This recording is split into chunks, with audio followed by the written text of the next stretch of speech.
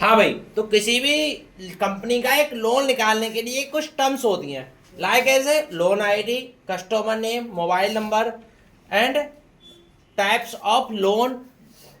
तो ऐसी टर्म्स होती हैं। तो जैसा कि मैंने आपको बताया कि किसी भी लोन आईडी का मतलब क्या होता है, उस व्यक्ति को दिया गया एक यूनिक नंबर। क्या होता है? उस व्यक्ति को दिया गया एक यूनिक नंबर जो उसके लोन के पहचान कराता है। लाइक ऐसे यहाँ पर आप लोन 1 लिख सकते हो, लोन 2 लिख सकते हो, लोन 3 लिख सकते हो, या फिर आप कह सकते हो कि PRLON 1 यानी personal loan 1, personal loan 2, personal loan 3। तो ऐसे आप कोई अपना एक कोड सेट कर सकते हो अपनी कंपनी का। अब जब मान लिया आप HDFC बैंक के हो तो HDB लोन 1, HDB लोन 2, तो इस प्रकार से आप कोड सेट कर सकते हो। तो लोन आईडी का मतलब होता है कि कस्टमर को दिया गया एक यूनिक नंबर। अगला आता है कस्टमर नेम। ये क्या करता है? ये उस व्यक्ति की पूरी पहचान कराता है। ये उस व्यक्ति क्या कराता है? पूरी पहचान, कि उस व्यक्ति का क्या पहचान है। तो यहाँ पर आप एक यूनिक उसका क्या डाल सकते हो? लोन का नाम। जैसे यहाँ पर राहुल डाल दिया, राहुल की जगह आप दूसरा नाम डालोगे, क्योंकि हम आपको साथ साथ बना के भी दिखाएंगे। उदय सिंह, मनोज, पिंकू सिंह,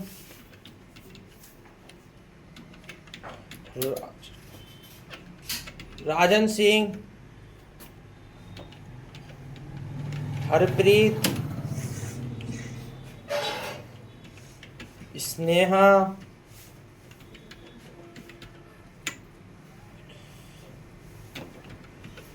मृदुल, पांडे एंड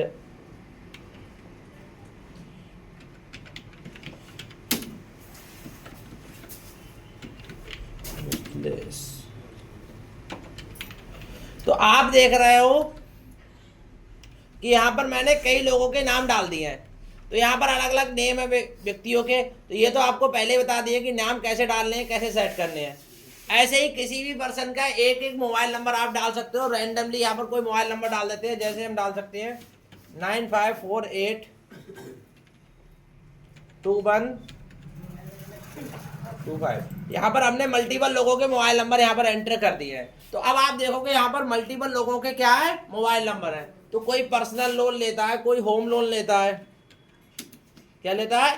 कोई पर्सनल लोन लेता है, कोई होम लोन लेता है, कोई क्या लेता है?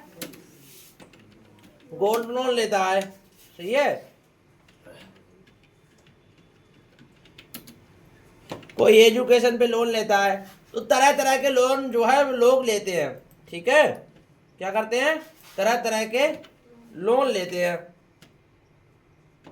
तो आप उन लोन को यहां पर डाल दोगे तो क्या क्या समझ में आया? किसी व्यक्ति का क्या हो सकता है? नेम। किसी व्यक्ति का क्या हो सकता है? Mobile number. मोबाइल नंबर क्यों जरूरी है? क्योंकि फ्यूचर में उससे बात भी तो करनी है, कस्टमर से बात भी तो करनी है, तो उसका एक मोबाइल नंबर होना चाहिए। अब तो कंपनी ने एक रूल बनाया, 2 मोबाइल नंबर लेता है, एक उसका एक उसके पड़ोसी का। उससे बात ना हो तो उसके पड़ोसी से बात हो जाए। तो रेफरेंस जिसे बोलते हैं, रेफरेंस मोबाइल नंबर। तो रेफरेंस वाले का मतलब यही होता है कि किसी दूसरे व्यक्ति का मोबाइल नंबर। बात आई समझ में? जिससे वो फॉलो अप कर सके, कोई रिमाइंडर दे सके, कोई रिकवरी कर सके। तो बहुत सारी चीजों के लिए लेकर आपको मल्टीपल टाइप से आपको नंबर जो है वहां डालने पड़ेंगे। इसमें बोलते हैं कि फॉलो अप करने के लिए, रिमाइंडर और रिकवरी करने के लिए मोबाइल नंबर की आवश्यकता होती है। अगला आता है लोन टाइप। लोन टाइप का मतलब होता है ऋण का प्रकार। आप किस प्रकार का उसे ऋण दे रहे हो? लाइक पर्सनल लोन दे रहे हो, पर्सनल खर्चे के लिए, एजुकेशन लोन दे रहे हो, फीस इंस्टॉलमेंट दे रहे हो, स्टाफ लोन दे रहे हो। लाइक किस प्रकार का आप व्यक्ति को जो है वो लोन प्रोवाइड कर रहे हो। तो यहाँ पर क्या डिपेंड करेगा? लोन का टाइप, किस प्रकार का आप व्यक्ति को लोन दे रहे हो। तो ये बात आपके समझ में आ गई? कोई समस्या है यहाँ तक? यहाँ तक किसी को कोई समस्या हो तो बता दो। तो मैंने अभी लोन का टाइप डाल दिया। अगला आता है लोन का अमाउंट। क्या होता है लोन का अमाउंट? लोन का अमाउंट होता है जो व्यक्ति को दिया गया अमाउंट होता है। लाइक आपको 50,000 की नीड है, आप 50,000 लीजिए। किसी को 1.5 लाख की नीड है, वो 1.5 लाख लेगा। किसी को 10 लाख की नीड है, वो 10 लाख लेगा। किसी को 15 लाख की नीड है, वो 15 लाख लेगा। तो यहाँ पर लोन का अमाउंट वो अमाउंट होता है जो यूजर को चाहिए, सामने वाले को चाहिए। वो अमाउंट क्या होता है? हमारा लोन अमाउंट। तो यहाँ तक आप बात समझ में आया? लोन अमाउंट का मतलब होता है वो राशि जो यूजर को देनी है। वो राशि नहीं जो आपने कैलकुलेशन करके बनाई है कि इसको ईएमआई लगने के बाद कितना होगा, इंटरेस्ट कितना होगा 2 साल बाद, ये नहीं है। जिसे उतना चाहिए वो अमाउंट क्या कहलाता है हमारा, लोन अमाउंट। तो यहाँ तक आपको समझ में आ गया। तो हम लोन अमाउंट अपनी शीट के अंदर एंटर कर दें। लोन अमाउंट लाइक इसने 1 लाख रुपए लिया, यहाँ पर कोई 15 लाख लेगा, 1.5 लाख लेगा। अब ये होम लोन है तो ये कम से कम 15 लाख लेगा। घर बनवाएगा तो अच्छे से ही बनवाएगा। और मान लो कोई मनोज ने गोल्ड लोन लिया, इसने 55,000 ही ले लिया, ठीक है। और एजुकेशन लोन है कोई 90,000 98,000 लोन ले लिया। यहाँ पर कोई राजन सिंह है, इन्होंने पर्सनल लोन लिया है, ज़रूरत ज़्यादा है, इन्होंने 3 लाख रुपए ले लिया, ठीक है। तो आपको यूजर के रिक्वायरमेंट के हिसाब से लोन डाल देना। होम लोन है 8 लाख रुपए डाल देते हैं इनका, क्योंकि होम लोन जो है वो 8 लाख से 5 लाख से ऊपर ही होता है ज़्यादातर। 5 लाख से कम होम लोन नहीं लेते, क्योंकि छोटे होम लोन कौन ही लेगा, 1-2 लाख रुपए का होम लोन क्या ही लेगा कोई व्यक्ति। तो आगे आता है हरप्रीत सिंह ने ले लिया, स्नेहा गोल्ड लोन ले लिया इन्होंने 1.2 1,20,000 का। ऐसे ही अंजलि है, इन्होंने 1,10,000 रुपये का लोन ले लिया। मृदुल पांडे हैं, मतलब ये एक फाइल बन रही है व्यक्ति की। मृदुल पांडे हैं, इन्होंने पर्सनल लोन लिया 3,50,000। एंड मिथिलेश कुमारी हैं,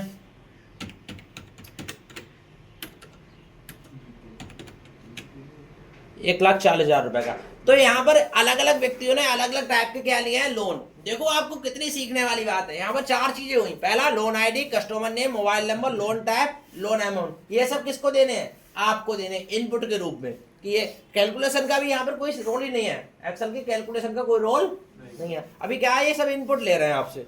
अब आपको इंटरेस्ट रेट डालना है। इंटरेस्ट रेट का मतलब क्या होता है, किस इंटरेस्ट पे आपने रेट पे लिया, 12%, 15%, 18%। ये कब का होता है, मंथली होता है, एनुअल होता है, एनुअल ये होता है बच्चों, एनुअल। ये भी मैं आपको समझा दूं, जो वार्षिक ब्याज दर होती है लोन की वो एनुअल होती है। कभी आप बैंक से लोन लेने जाओ तो एनुअल बताते हैं कि 12% साल का जाएगा, 18% साल का जाएगा, 25% साल का जाएगा, 32% साल का जाएगा। मैक्सिमम अमाउंट जो है 32% है। अब नहीं समझे आप, जो हम लोग लाला लोगों से लोन लेते हैं वो लेते हैं मंथली बेसिस पे। किसी लाला ने आपको गोल्ड रखने के बाद कह दिया मैं 2.5 रुपए का लोन लूंगा, या 3 का लूंगा, या 2 का लूंगा। मान लो किसी ने लाला ने मिनिमम आपको 2 रुपए का लोन दे दिया, मिनिमम 2 रुपए का लोन दिया, कितने पर, 50,000 रुपए में। तो वो 2 रुपए का पता है कितना बना, 24% ब्याज बना है लोन जाके। 12 महीने तक दे रहे हो, 12 महीने तक कोई सामान रख रहे हो, 12 महीने का कितना बना, 24%। अब वो 50,000 पे कितना परसेंट ब्याज आएगा, 24%। 1 लाख हुआ, अगर 1 लाख रुपए आपने लिया तो 24,000 रुपया से ज्यादा का आप ब्याज दोगे, क्योंकि 12 महीने का ब्याज दोगे लगभग। हाँ 24% से बाद 10 महीने का नहीं, 12 महीने का तो बहुत ज्यादा ब्याज दोगे आप।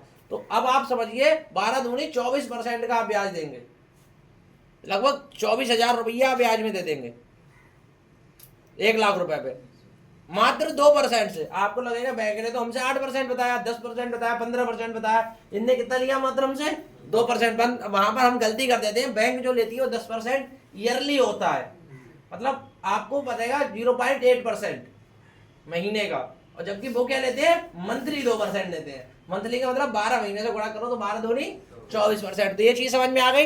इंटरेस्ट रेट क्या होता है, जो व्यक्ति के लिए देना है ब्याज, उसे बोलते हैं 12, 15, 18 जो भी हो आपका सेट हो उतना ले सकते हो। होम लोन पे लगभग 15% का ब्याज जाता है।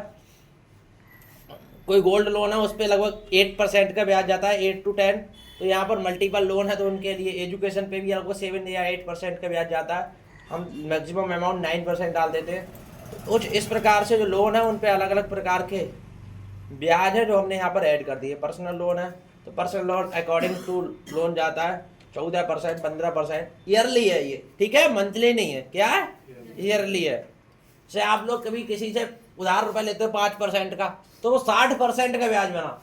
कितना बना, 60% का। आपने 1 लाख रुपया लिया है तो अगली साल को वो 1,60,000 हो जाएगा। 2 साल में अपने बेसिक अमाउंट से डबल, मतलब 2,20,000 जितना लिया था उससे ज्यादा 1,20,000 आपको लोन देना पड़ेगा 2 साल में। तो ये जो है वो 5% का रूल है। तो आप लोग इस बात को बड़ा ध्यान में रखें हैं। बैंक से लोन लें या फिर कहीं भी लें तो अपना लोन अमाउंट जरूर चेक करें। अब लोन पीरियड क्या होता है, क्या होता है लोन पीरियड, कोई बताएगा? लोन पीरियड मतलब होता है दी हुई अवधि, कितने अवधि को दे रहा है। मान लीजिए आप 6 महीने को ले रहे हैं, 1 साल को ले रहे हैं, 2 साल को ले रहे हैं, 5 साल को ले रहे हैं, कितनी साल को ले रहे हैं, that's loan period. Loan period का मतलब हुआ दी हुई लोन की अवधि, कितने समय के लिए आप इस लोन को ले रहे हैं, वो क्या कहलाएगा, लोन पीरियड। तो लोन पीरियड का मतलब समझ में आ गया, दी हुई लोन की अवधि, किस समय को, कितने समय को आप ये लोन लेना चाहते हो, ये क्या कहलाएगा आपका लोन पीरियड। तो लोन पीरियड आपके समझ में आ गया, कितने समय के लिए लोन लिया गया है, क्या आता है, लोन पीरियड। तो दो मिनिमम तो 12 महीने होते हैं, 12, 24, 36, 18 महीने जो भी आप लोन लेते हो वो लोन ले लो। तो यहाँ पर मैं ये चढ़ा दूँ, ये 24 महीने के लिए, किसी ने 18 महीने के लिए लिया, किसी ने 12 महीने के लिए लिया, किसी ने 24 महीने के लिए लिया, 36 महीने के लिए लिया, 24, 12, 36, 24, 12। तो यहाँ पर मैंने अलग अलग लोन के अलग अलग मंथली चला दिए। अब आप देखोगे यहाँ पर एक फॉर्मूला लगा हुआ है पीएमटी। एक्चुअल काम क्या होता है बच्चों, यही होता है, ईएमआई निकालना। क्या होता है, ईएमआई निकालना। आप लोगों को क्लियर दिख रहा है। तो ये जो ईएमआई निकालना, ईएमआई निकालने का मतलब क्या होता है, किसी भी लोन में से ईएमआई कैसे निकलती है। ईएमआई होती क्या है, एक्चुअल ईएमआई होती है जो आपको विद इंटरेस्ट के देनी होती है। लाइक आपने 10,000 रुपए का लोन लिया है, 10,000 रुपए का मात्र लोन लिया है, उस पर आपको 12% का ब्याज लगा, टोटल कितना हो गया, 12,000। अब आपको 10 महीने तक देना है, तो आपको 1,200 रुपए महीने देना है। कितना देना है, 1,200 रुपए महीने, तभी तो जाके 12,000 खत्म होंगे। तो ईएमआई का मतलब होता है इंटरेस्ट प्लस मूलधन, इंटरेस्ट प्लस मूलधन। आपका मूलधन भी घटेगा और उसमें से जो ब्याज है वो भी घटेगा, जो भी आपका ब्याज लगा है। तो जब भी लोन वाले होते हैं वो हर महीने आपसे पूछते हैं कि कोई भी आपसे सवाल करेगा भैया हमारी ईएमआई कितनी बनी, तो जो ईएमआई बनती है वो ये बनती है, ठीक है। तो ईएमआई ऐसे बनती है। तो ईएमआई बनाने के लिए मैं अभी आपको समझा देता हूं क्या होता है। बेसिकली यहाँ पर जो करेंसी है इसको मैं एक नंबर फॉर्मेट में कर देता हूँ, जिससे आपको समस्या ना हो, या फिर इसको करेंसी फॉर्मेट में भी कर देते हैं, तब भी हमें कोई फर्क नहीं पड़ने वाला। करेंसी में हमारी करेंसी क्या है, रुपया। तो यहाँ पर आप मोर फंक्शन में जाओगे, मोर फंक्शन में हमने आपको करेंसी निकालना सिखाया था, किस किस को याद है। मोर फंक्शन में जाना है, आप नीचे की तरफ को आप विजिट करोगे तो यहाँ पर आपको करेंसी का सिंबल मिल जाएगा, या फिर यहीं पे करेंसी में जाके INR रुपया दिख जाएगा आपको, रुपया।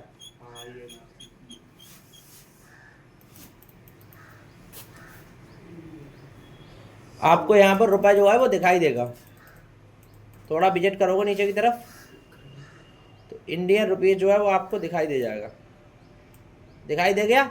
अब हिंदी वाला चूज कर लेना और ओके कर देना, तो आप देखेंगे यहाँ पर रुपया का सिंबल जो है वो आ चुका है। तो आपको यहाँ तक का समझ में आ गया, कोई डाउट।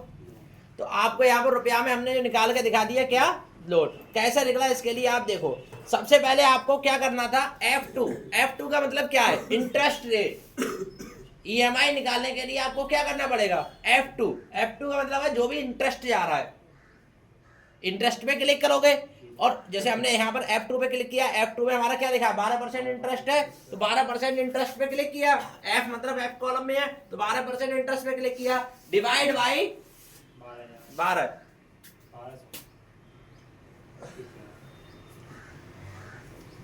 यहाँ पे कुछ गलत हो गया। तो लोन अमाउंट की ईएमआई निकालने के लिए सबसे पहले आपको क्या करना है, इक्वल F PMT लगाओगे। PMT मतलब होता है आपका monthly interest plus EMI, monthly interest plus EMI. तो F2 पे क्लिक करोगे तो एनुअल इंटरेस्ट रेट आ जाएगा लिख के, क्या लिख के आ जाएगा, एनुअल इंटरेस्ट रेट। परसेंट का सिंबल लगाओगे, डिवाइड बाई क्या करोगे, 12 महीने से उसे क्या करोगे, डिवाइड करोगे। और कॉमा लगा के आप जो जितने भी दिन के लिए दिया आपने, 24 महीने के लिए दिया, 36 महीने के लिए दिया, उस कॉलम को सिलेक्ट करोगे और माइनस कर दोगे किससे, लोन अमाउंट से। तो आपका जो है वो ईएमआई निकल के आ जाएगी, जितनी भी आपको ईएमआई देनी है।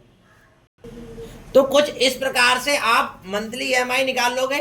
मंथली ईएमआई के लिए आपको क्या करना था, मैंने आपको 2 बार बता दिया। सबसे पहले आपको वो सिलेक्ट करना है इंटरेस्ट रेट। इंटरेस्ट रेट जो भी आपका जा रहा है, जैसे आपका 12 15 जहां भी आ रहा है उस इंटरेस्ट रेट को सिलेक्ट करोगे, परसेंट का सिंबल लगाओगे। पर कंडीशन याद रहे, परसेंट का सिंबल आप तभी लगाओगे जब यहाँ पर परसेंट का सिंबल ना लगा हुआ हो। यहाँ पर जो है परसेंट का सिंबल ना लगाओ। परसेंट का सिंबल अगर लगा हुआ है तो यहाँ पर सिंबल नहीं लगाओगे, ठीक है। और नहीं लगा तो फिर वहां पर परसेंट का सिंबल एक बार लगाओगे। डिवाइड बाई 12 करोगे। डिवाइड बाई 12 का मतलब क्या है, जो भी आपका इंटरेस्ट रेट है उसको 12 महीने से डिवाइड करोगे। यानी ये कितना पड़ा, 1% पर मंथ। 12 महीने का 12% तो 1% पर मंथ पड़ा। कॉमा लगाओगे, आपको लेना है कॉमा लगाने के बाद वो अमाउंट जितने समय के लिए दिया है। अब ये कितने समय के लिए दिया है, 24 महीने के लिए दिया है, तो 24 पे क्लिक करोगे, फिर लगाओगे कॉमा। अच्छा, यहाँ पर कभी कभी 24 महीने की जगह ईयर भी लिखी होती है। महीने की जगह क्या लिखी हो, ईयर लिखी हो कि 2 साल के लिए दिया है, तो 2 साल के लिए फिर आप क्या करोगे, यहाँ पर जो यहाँ पे G2 लिखा है यहाँ पर मल्टीप्लाई बाई 12 कर दोगे। ऐसे कर दोगे, मल्टीप्लाई बाई 12। अब आपने G2 सिलेक्ट कर दिया। अब एक साल में कितने महीने होते हैं, 12, तो उन सालों को सिलेक्ट करके मल्टीप्लाई बाई कर दोगे क्या, 12। अभी हमारे क्या डायरेक्ट महीने दिए हैं तो केवल महीने सिलेक्ट करेंगे। कॉमा का सिंबल लगा के माइनस में कर दोगे क्या, लोन अमाउंट। जो लोन अमाउंट दे रखा है 1 लाख रुपए, इसको क्या कर दोगे, माइनस। तो इसको जब एंटर मारोगे तो 4707 रुपए की क्या बन रही है, इनकी एक EMI। हाँ, अब वो व्यक्ति कहेगा भैया क्या है हमारा एक EMI कितने की है, 4770 रुपए की, 707 रुपए की। अब व्यक्ति ने पूछा कि भैया इस पे हमारा टोटल पेबल अमाउंट कितना हुआ, तो उसको अब आपको बताना है पूरा टोटल पेबल अमाउंट की, टोटल भैया अमाउंट उसको क्या पे करना पड़ रहा है। तो टोटल अमाउंट का बड़ा सिंपल सा फार्मूला है, आप EMI को मल्टीप्लाई करा दो महीने से। EMI को क्या करोगे, मल्टीप्लाई कराओगे महीने से। जो भी EMI है, EMI कहाँ पे आएगी आपकी, 4707 रुपए EMI है। मल्टीप्लाई का सिंबल लगाओगे G2 का मतलब जितने महीने के लिए दिया है, उसे 4707 रुपए कितने महीने देना है, 24 महीने तक। एंटर मारोगे तो उसे 1,12,976 रुपए देना है। उसने लिया कितना था, 1 लाख, देना कितना है, 1,12,976। ऐसे ही उस पर टोटल इंटरेस्ट कितना बना, टोटल इंटरेस्ट कितना बना, तो इसके लिए भी आसान फॉर्मूला है, केवल माइनस करना है। क्या माइनस करना है, जो टोटल पेबल अमाउंट है उसमें से रियल अमाउंट माइनस कर देना है। मतलब 1,12,976 रुपए में से जो 1 लाख रुपए उसने लिया है उसको माइनस कर दोगे तो उसे 12,976 रुपए क्या देना पड़ रहा है, ब्याज। जो ब्याज देना पड़ रहा है 24 महीने में कितना देना पड़ रहा है, 12,976। और उसने जो अमाउंट पेड कर दिया है, मान लीजिए उस व्यक्ति ने जो अमाउंट है वो 30,000 रुपया का पेड कर दिया है, 30,000 रुपए पेमेंट कर दिया है, 40,000 पेड कर दिया है, 50,000 पेड कर दिया है। वो भी लिखोगे 30,000 पेड कर दिया, लोन दे रहा है, बाकाया दे रहा है, तो 30,000 रुपये उसने पेड कर दिया तो पेड लिख दोगे, इतना अमाउंट पेड कर दिया। अब आउटस्टैंडिंग निकालने के लिए क्या है, बचा हुआ अमाउंट क्या है, टोटल पेबल अमाउंट में से पेड अमाउंट को माइनस कर दोगे। टोटल पेबल अमाउंट में से क्या करोगे, पेड अमाउंट क्या कर दोगे, माइनस कर दोगे। और ऐसे ही यहाँ पर जो है स्टार्ट मंथ लिखोगे, स्टार्ट डेट जो व्यक्ति ने लोन स्टार्ट किया है 1/1/2025 को स्टार्ट किया है, ऐसे ही आप एंड डेट। उस दिन मैंने जो बताया था आपको, कभी भी अगर आप फॉर्मेट लिखते हो तो यहाँ पर अगर डेट फॉर्मेट में नहीं है तो आपको एक इशू देखने को मिलेगा। वो इशू यही होता है, देखो यहाँ पे लिखा है 46,388, जबकि ये एक डेट है। तो इसी फंक्शन को किस में चेंज करोगे, डेट में। तो आप देखोगे 1/1/2027 तक ये लोन चलने वाला है, 1/1/2025 से शुरू हुआ 1/1/2027 तक है। तो यहाँ पर आपको बाकायदा दिखा रहा है। आगे आपको एक चीज और दिखा रहा है कि ये अमाउंट जो है, ये जो है हमारा EMI कितनी बची हुई है, रिमेनिंग EMI वो है 18 EMI इस बंदे पर बची हुई है। इसने 4 EMI दे, वो 6 EMI दे दी, 6 दे दी, कितनी बची हुई है, 18। कैसे पता लगेगा, तो इसमें राउंड अप फॉर्मूला लगेगा। L2 का मतलब क्या हुआ, L2 में हमारा कौन सा डेटा है, आउटस्टैंडिंग बैलेंस, बचा हुआ बैलेंस, डिवाइड बाई H2 बचा हुआ बैलेंस, डिवाइड बाई EMI से बचा हुआ बैलेंस डिवाइड कर दो और लास्ट में 0 लगा दो। यहाँ पर पता चल जाएगा आपका कि कितनी EMI इसकी बची हुई है। आज आखिर में जो पता चल रहा है वो चल रहा है स्टेटस। इसका स्टेटस क्या है, रनिंग है लोन या क्लोज हो गया। मान लो अगर इसने पूरा अमाउंट दे दिया, यहाँ पर कितना अमाउंट है, 1,12,000 इसका है, और इस बंदे ने पूरा ये अमाउंट यहाँ पर दे दिया 1,12,000। तो 1,12,000 देने के बाद जो EMI है वो पता चल जाएगा राउंड अप से कितनी बची, रिमेनिंग 22 दे दी,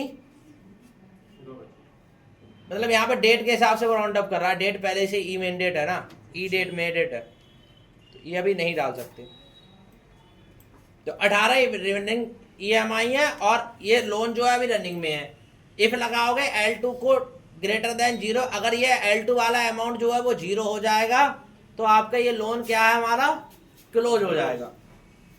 जो रिमेनिंग अमाउंट है वो 0 हो जाना चाहिए, और जैसे रिमेनिंग अमाउंट हमारा 0 होगा ये लोन क्या हो जाएगा, क्लोज।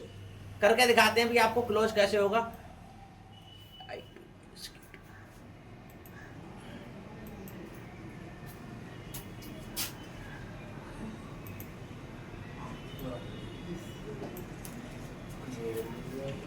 एक लाख 12,976.33 बैलेंस क्या हो गया, यहाँ पे 0 आ गया, बैलेंस 0 आ गया। अभी स्टेटस इसका रनिंग में ही आ रहा है, एक EMI दिखा रहा है बच्चों, ऐसा यूं क्योंकि वो इज इक्वल टू लगा हुआ है।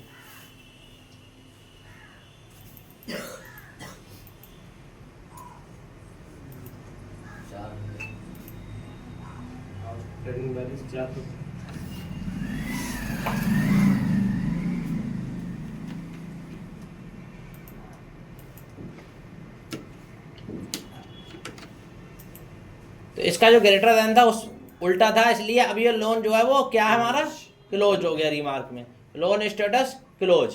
तो इस प्रकार से आप कुछ लोन की जो सीट है वो बना सकते हो, उसमें आप अमाउंट डाल सकते हो, चीज़ें को फिल कर सकते हो। तो आपके पास ये इतना डेटा बचा हुआ है, इनमें आप कर सकते हो। कोई दिक्कत होगी, बना लोगे। यहाँ पर 2 बार टैप करो, ये निकल के आ गया बाहर। टोटल पेबल अमाउंट ये आपको अपने हाथ से डालना है, अलग अलग अमाउंट, ठीक है, कितना अमाउंट पे कर दिया। Total interest, total EMI paid, अगर सबने अलग अलग पेड किए हैं तो ये आप अपने हाथ से डालोगे कितनी EMI जो है इन्होंने पेड किया। आउटस्टैंडिंग बैलेंस जो है वो आपके हिसाब से निकलेगा, आप यहाँ डालते रहोगे ऑटोमेटिक निकल जाएगा। डेट स्टार्ट आप जो डालोगे स्टार्ट डेट में वो आपकी स्टार्ट डेट होगी, जो एंड डेट डालोगे वो आपकी क्या होगी, एंड डेट।